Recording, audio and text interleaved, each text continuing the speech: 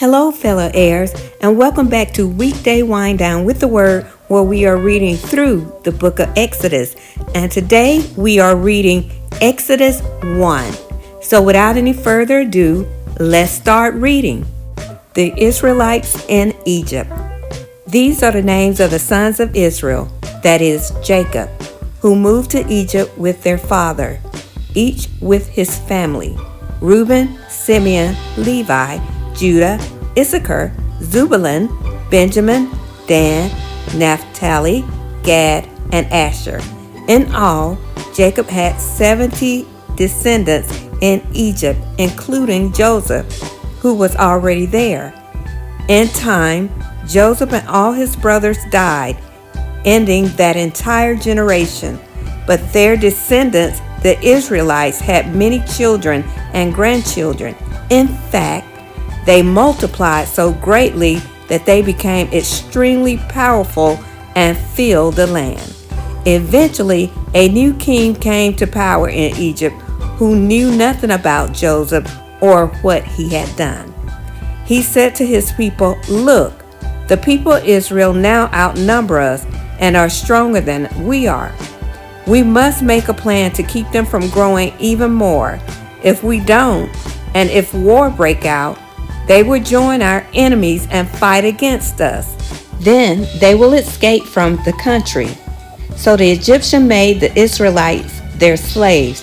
They appointed brutal slave drivers over them, hoping to wear them down with crushing labor. They forced them to build their cities of Pithom and Ramesses as supply centers for the king. But the more the Egyptians oppressed them, the more the Israelites multiplied and spread, and the more alarmed the Egyptians became.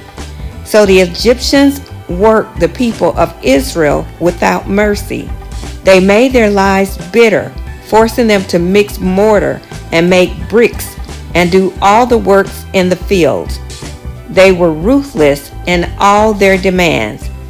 Then Pharaoh, the king of Egypt, gave this order to the Hebrew midwives, Shiphrah and Puah: "When you help the Hebrew women as they give birth, watch as they deliver.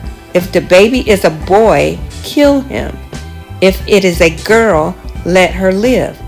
But because the midwives feared God, they refused to obey the king's order.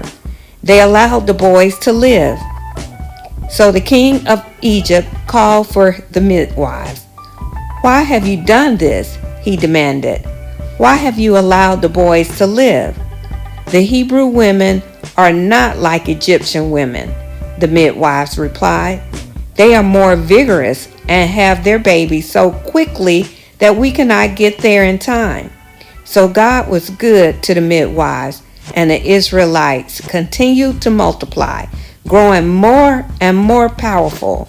And because the midwives feared God, he gave them families of their own.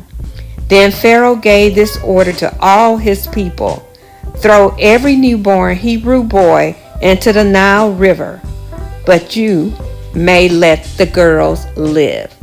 And that concludes the reading of Exodus 1 in the NLT version.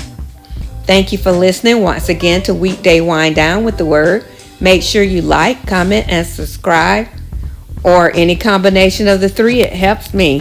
Thank you so much again, and have a blessed day. Bye.